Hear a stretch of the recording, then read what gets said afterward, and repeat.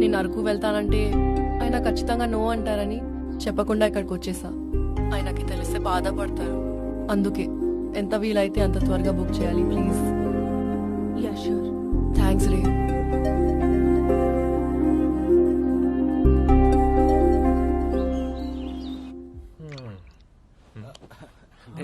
రాష్ట్రపతి చేతుల మీదుగా ఇచ్చేయండి సార్. అది